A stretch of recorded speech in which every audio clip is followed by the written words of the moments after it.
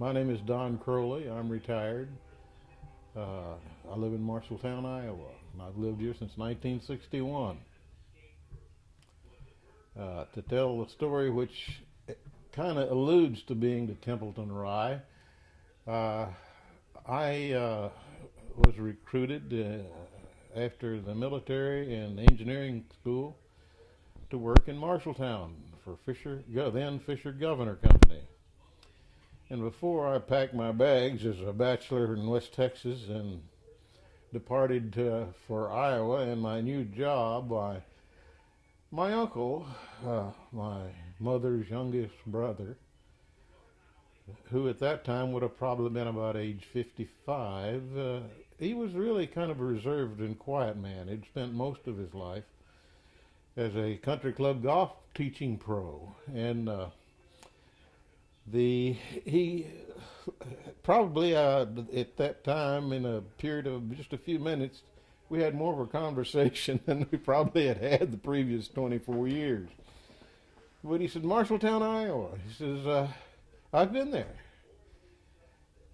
Early in his career, I knew from my mother that he had been a commercial artist in Chicago. He had an older brother that had been there first, and he had migrated up there to work for him for an advertising company in the city.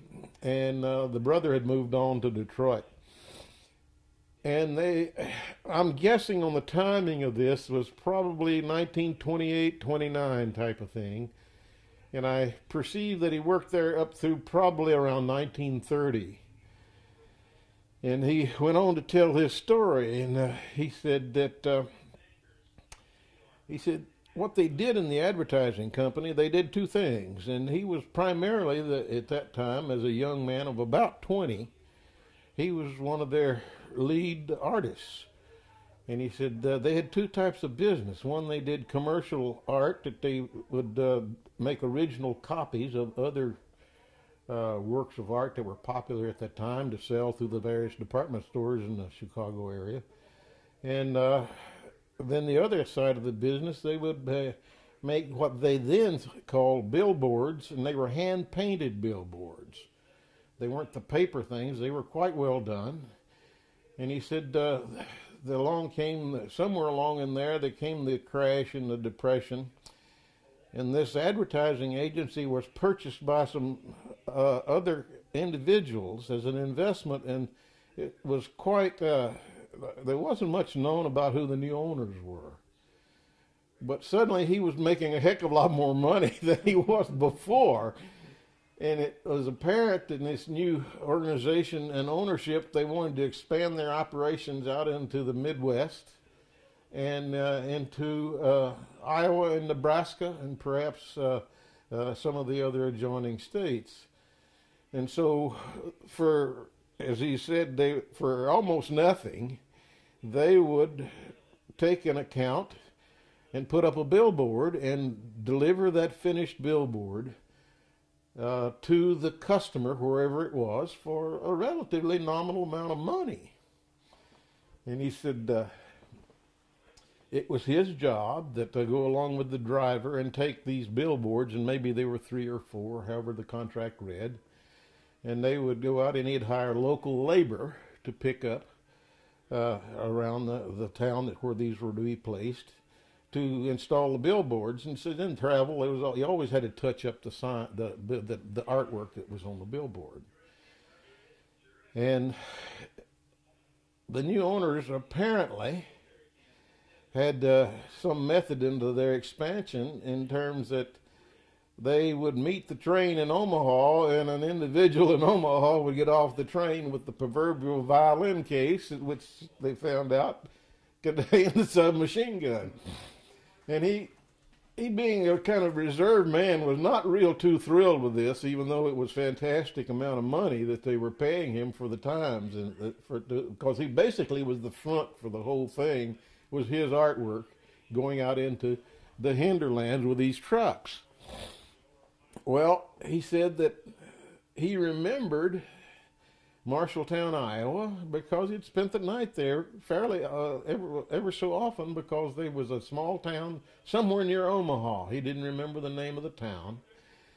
that they would deliver their billboards to the general area, and then they would load the trucks with whiskey that was made locally, and he and the driver and the guy with the machine gun would ride the truck back. And Marshalltown was an overnight stay for them with this load of booze that was going back into Chicago. And he and the driver would go to a hotel and spend the night and have a nice dinner.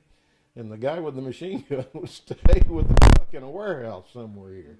And the next day they would drive on into Chicago.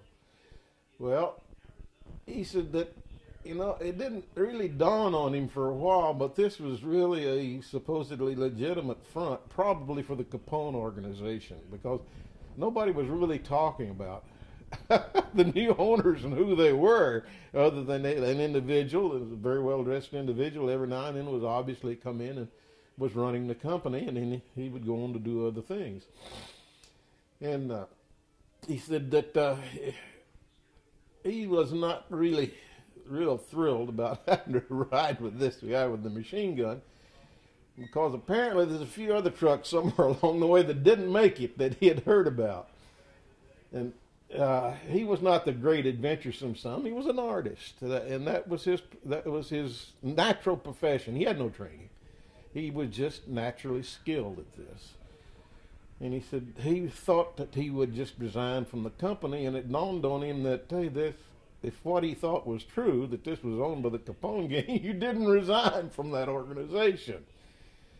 He said that one Friday that he had gone and made a run out to the Omaha area, and they had brought back at least one truckload of booze anyway. He said goodbye to all of the people there that he'd come into town with, and says, I'll see you Monday. And he said, instead of resigning, he said they thought the best thing to do, because sooner or later somebody's going to have to use that machine gun, and he didn't want to be in the middle. And he said he caught the night train out of Chicago for Fort Worth. And just kind of piecing things together, I think personally that they were probably bootlegging Templeton Rye from western Iowa into Chicago for the Capone mob. And that's a story he told me back in 1961. And I have to believe it's true, because he wasn't a man to be very talkative about things. He was quite a reserved individual, and he was shot up and wounded in World War II in the Pacific, and so he never went back to his profession. He basically became a country club golf teaching pro for the rest of his life, and that's my Templeton Rye story.